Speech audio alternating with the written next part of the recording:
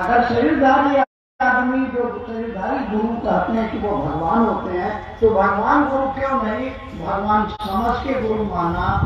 और यहीं से शुरू होती है हमारे आज जो शिव शिष्यता की एक सतत प्रवाह गंगा जो बह रही है, उसकी शुरुआत इसी क्षण से होती है जब उनके मन में ये ख्याल आया कि अगर शरीरधारी गुरु भगवान होते हैं तो भगवान गुरु क्यों नहीं, और आपने भगवान को गुरु मान लिया। और इसके साथ ही अपने अनुभवों की आधारशिला पर पाया कि मैं बहुत बार ठगा गया हूँ, इसलिए उन्होंने 3 शर्तें बना दी। कहा कि अगर आप आसमान से मेरे सामने उतरोगे, जो मैं कैलेंडर में देखते हैं त्रिशूल हाथ में, माथा में जटाजूट, मैं आपको गुरु नहीं मानूंगा।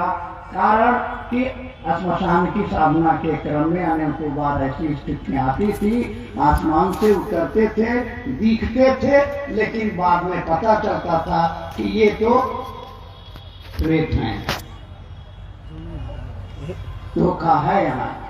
इसलिए शर्त रख दी कि आसमान से उतरोगे गुरु नहीं मानूंगा आपको। दूसरी शर्त थी कि मनुष्य के रूप में आकर अगर आप कहेंगे कि मैं ही महादेव हूँ, मैं ही शिव हूँ, तो यहाँ भी ठगे जाने की पूरी गुंजाइश है, इसलिए मैं आपको गुरु नहीं मानूंगा। और तीसरी शर्त रखी कि मैंने आपको गुरु मान लिया, अब सीखेंगे तो आपसे ही सीखेंगे, अब आप सिखाएं या न सिखाएं, अब मैं कहीं और नहीं जाने वाला। और अपने इन्हीं 3 शर्तों के तहत वो बैठ गए।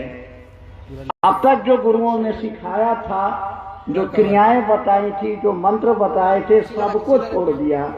बैठ के रोते थे कि कोई कहीं से सुराग मिल नहीं रहा है, कैसे उस महादेव से बात की जाए, कैसे उनसे मिला जाए, कैसे उनसे जुड़ा जाए।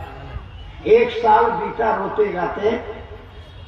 उस पीड़ा को हम शब्दों में नहीं बांट सकते, केवल आप अनुभव कर सकते हैं कि उनके अंदर क्या व्यथा रही होगी, क्या वेदना रही होगी, क्या छटपटाहट रही होगी। क्योंकि दीदी नीलम आनंद ने उसको बताया कि उन दिनों वो अकेले बैठकर रोते थे कि न किताबों से कोई संकेत मिल रहा है, न कोई व्यक्ति मिल रहा है, रोते थे बैठकर। हम उसी से अंदाजा लगा सकते हैं कि उनके अंदर क्या तड़प रही होगी, क्या प्यास रही होगी महादेव के। और देखिए उनके अंदर वो कहते थे कि मुझको कोई भरोसा नहीं था, कोई विश्वास नहीं था, क्योंकि वो शरीर में है नहीं, मुलाकात करने का कोई तरीका नहीं, तो यहाँ भी कुछ मिलेगा नहीं। लेकिन सोच लिया है तो सोच लिया है, अब महादेव को छोड़कर कहीं नहीं जाऊंगा। ये एक निष्ठ था, एक जगह खड़े रहने का जो संकल्प लिया हुआ, याद रखिएगा, संकल्प लिया कि अब सीखेंगे तो आपसे, अन्यथा कहीं नहीं जाएंगे। और इसका नतीजा क्या हुआ? 1 साल के बाद मुजफ्फरपुर शहर बिहार में एक जगह है, वहीं तुर्की में एक शाम बैठे हुए हैं अपने घर के दरवाजे पर, आम के पेड़ के नीचे कुर्सी पर बैठे हैं, हाथ में चाबी का गुच्छा घूम रहा है और दूर दराज सन्नाटा था, अकेले बैठे हैं, अंदर माँ बैठी हुई है अपने घर में काम कर रही है। अचानक लगा कि जो सांस अंदर गई तो नमा गया है, और जो सांस निकली तो शिवाय निकला।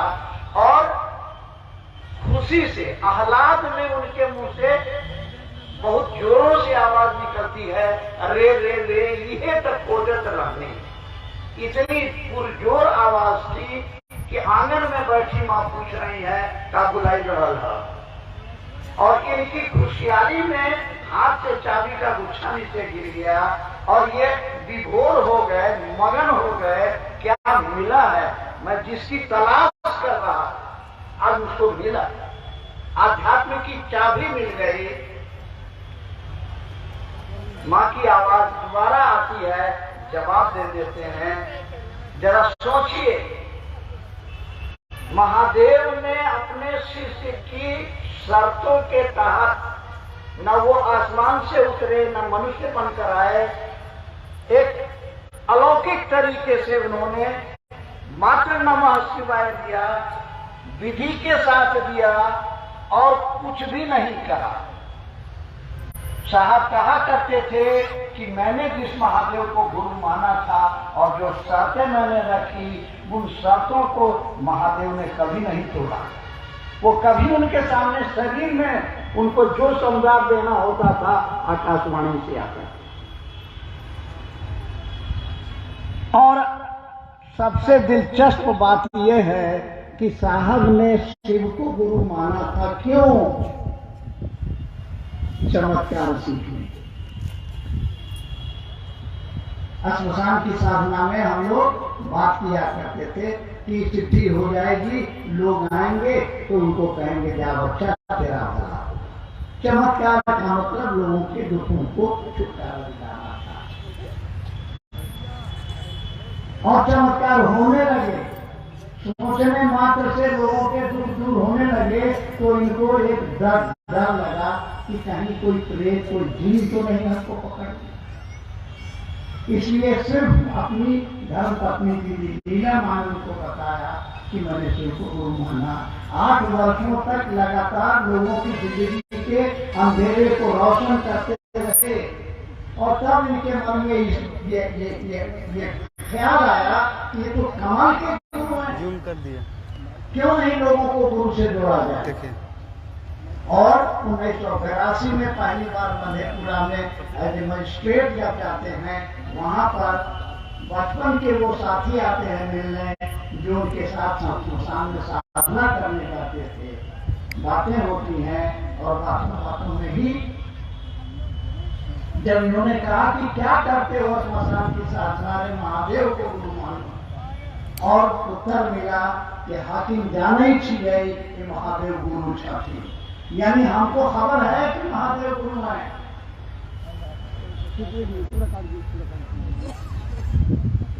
यही वो क्षण है। उन्होंने कहा ये वाक्य हमको आपको सबको मानव मात्र के लिए है। कहे जब तुम जानते हो कि महादेव गुरु है, जानते हो कि वो गुरुओं के गुरु है, जानते हो कि वो जगत के गुरु है, तो उनको अपना गुरु बनाओ ना। केवल जानने से हो जाएगा, मानने से हो जाएगा कि मानते करते हैं, जानते करते हैं, उनको अपना बनाओ। बहुत सारी और घटनाएं आई और एक शर्त आई कि आप महादेव को प्रसाद किया और वहां के मंदिर में उन्होंने जाकर खिलाए कहानियां को। हमारी अर्चिता आनंद जो है लवली जी हैं, उन्होंने किताब लिखी है, उन्होंने और पंकजदीप सिंह ने वो अनमिलाकर इन कहानियों का वर्णन आपको मिलेगा। मैं कहानियों के माध्यम से आपको सिर्फ ये बताना चाह रहा हूँ कि शिव की शिष्यता का उद्गम, बातें तो किताबों में थी कई हजार साल से, लेकिन धारा पर उतारा और इस संकल्प के साथ वो आए साहब श्री हरिदानंद जी कि जब तक एक एक व्यक्ति के दिलों में से शिक्षा की जड़ों को नहीं जमा दूंगा, चैन नहीं दूंगा। वो कहा करते थे कि हमको आप करोड़ों वर्षों तक नानी का कीड़ा बना के रख दीजिए, मंजूर है, लेकिन धरती के एक एक व्यक्ति को आप अपना शिष्य बना। क्या होगा? ये दर्द, ये पीड़ा, ये शिष्यता की धारा बहाने के पीछे हमारे साथ श्री हरिदानंद जी का जो दर्द है, जो पीड़ा है, वो पीड़ा है, पहली पीड़ा है कि किताबों ने कहा कि शिव गुरु हैं, जगत गुरु हैं, गुरुओं के गुरु हैं, और धरती पर कोई उनका शिष्य नहीं। ये बात ठीक नहीं है। अगर कहा जाए कि आपके पिताजी शहर के सबसे अच्छे डॉक्टर हैं और पूछा जाए कि कितने लोगों का आपने इलाज किया है, तो कहिएगा कि एक भी नहीं, तो आप बड़ाई कर रहे हैं या मजाक कर रहे हैं। शिव जगत गुरु हैं, गुरुओं के गुरु हैं और कोई चेला ही नहीं है। और जगत गुरु का मतलब क्या होता है? मतलब होता है कि धरती का एक एक व्यक्ति मनुष्य शरीर में यदि है तो उसको ये पैदाइशी हक है कि वो शिव को अपना गुरु कर सकता है। शिव नहीं कर सकते हैं कि मैं तुमको शिव से नहीं बनाऊंगा क्योंकि तू शाकाहारी है, क्योंकि तू मांसाहारी है, क्योंकि तू छोटी जात का है, क्योंकि तू बड़ी जात का है। कोई बंधन नहीं लगा सकते। मानव मात्र को यह हक है कि वो शिव का शिष्य हो सकता है। ये बात बताई शास्त्री ने, क्योंकि उनको इस बात की तकलीफ थी कि हमारे गुरु को कहा गया कि वो जगत का गुरु है और धरती पर कोई शिष्य ही नहीं है। तो इसलिए उन्होंने एक एक व्यक्ति को शिव से जोड़ने के लिए संकल्प किया। और दूसरी ओर जब शिव मेरा है तो शिव की बनाई हुई ये दुनिया भी तो मेरी है। उन्होंने देखा कि उनकी बनाई हुई उस दुनिया का मनुष्य मात्र जो है जगत के आकर्षण में इस कदर बावला हो गया है कि भाई भाई का खून पीने के लिए तैयार है। इंसान का शोषण कर रहा है। लोगों की जिंदगी में लगातार परेशानियां बढ़ती चली जा रही हैं। तो उनको इस बात का भी दुख हुआ कि हमारे महादेव की बनाई हुई सृष्टि में इतना संघर्ष, इतना अनाचार अत्याचार क्यों? कारण एक ही था, अज्ञानता। ये अज्ञानता और अज्ञानता का नाश आपके घंटी बजाने और भजन गाने से नहीं होगा। वो जब भी जाएगा तो ज्ञान से जाएगा। अंधकार जब भी जाएगा आपके तलवार भागने से, गोली चलाने या लाठी चलाने से नहीं, वो प्रकाश से जाएगा। तो वो प्रकाश, वो ज्ञान आएगा गुरु से। वह आध्यात्मिक ज्ञान जिसको साहब ने पहली बार समझाया कि आध्यात्मिक ज्ञान क्या है। मैं फिलोसफी का प्रोफेसर रहा, डीन फैकल्टी ऑफ ह्यूमैनिटीज भी रहा, पढ़ा भी और पढ़ाया भी सब कुछ। लेकिन जब साहब वहाँ से क्लियर भी हुआ था फुल आपके यहाँ भारत है पुरुषार्थ चतुष्टय में सबसे बड़ा पुरुषार्थ है मोक्ष की प्राप्ति। वो कहते थे कि अगर मोक्ष प्राप्त करके तुम शिव हो ही गए तो धरती को क्या मिलेगा।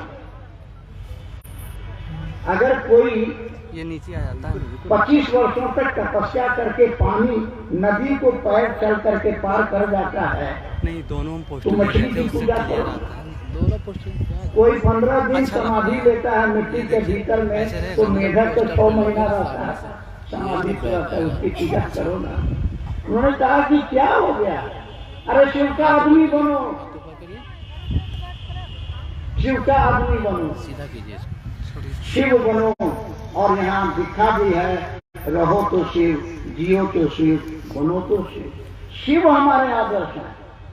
हमारे जीवन का आदर्श पद पैसा सम्मान नहीं है। उन्होंने अपनी किताब आओ चलें शिव की ओर, जिसके बारे में उन्होंने कहा था कि ये ऐसी किताब है कि इसको सोने के जिल्द में मड़वा के लोगों को अपने घर में रखना चाहिए। क्योंकि भारतवर्ष में अध्यात्म के क्षेत्र में जितने बिंदु हैं उन पर इतने प्रामाणिक तौर पर आलेख आपको इस पुस्तक में मिल जाता है। उन्होंने कहा था कि इस किताब को रखो, पढ़ो और अपने घर में आने वाली पीढ़ियां दिखलाएंगे कि हमारे बाप दादा भी शिव को गुरु माने थे। अगर आपको मानसिक परेशानियां बहुत तबाह करती हैं, सिरहाने में रख के सो जाना, ये तुमको राह दिखाएंगे। ये 2 किताबें हर घर में होनी चाहिए। आओ चलें शिव की ओर, अनमिल आखर। अनमिल आखिर में हमको मिलता है कि शिव शिष्यता की राह में साहब श्री हरिनारायण जी ने अपने जीवन में शिव को गुरु माना और कैसी कैसी आपदाएं, कैसी कैसी विपत्तियां, कैसे कैसे आघात उनके सीने पर पड़े, लेकिन गुरु की दया से उन आघातों को झेलते हुए वो चलते रहे। हमारे आपके जीवन में भी ये परेशानियां आती हैं, आएंगी। जीवन है तो आना ही आना है। तो इससे बचने के लिए हमको जो संबल मिलता है, जो सहारा मिलता है, जो ताकत मिलती है, इन 2 किताबों को जरूर रखिए अपने घर में, जरूर पढ़िए उसमें। और आज हम साहब श्री का ये संकल्प आज भी उनका संकल्प जिंदा है। साहब और दीदी का ये संकल्प आज भी हमारे आपके द्वारा साकार करने के लिए इंतजार कर रहा है। ये धरती का नियम है, या अगच्छा सगच्छा, जो आता है वो जाता है। तो शरीर आया, शरीर गया, लेकिन वह सत्ता जो शिव से हरिद्रानंद के रूप में, शिष्य के रूप में आई और जिसने संकल्प लिया है कि एक एक व्यक्ति को शिव का आदमी बनाना है। लोगों के जीवन में गुरु की दया से प्रेम की खुशबू को बिखेरना है। तो इस संकल्प को हमको आपको पूरा करना है। उनके आदेश और निर्देश। एक अंतिम बात मैं कहना चाहूंगा, जो मुझको उन्होंने कहा था कि सर, ये वाक्य था, सर महादेव पर आप बिल्कुल भरोसा मत कीजिए,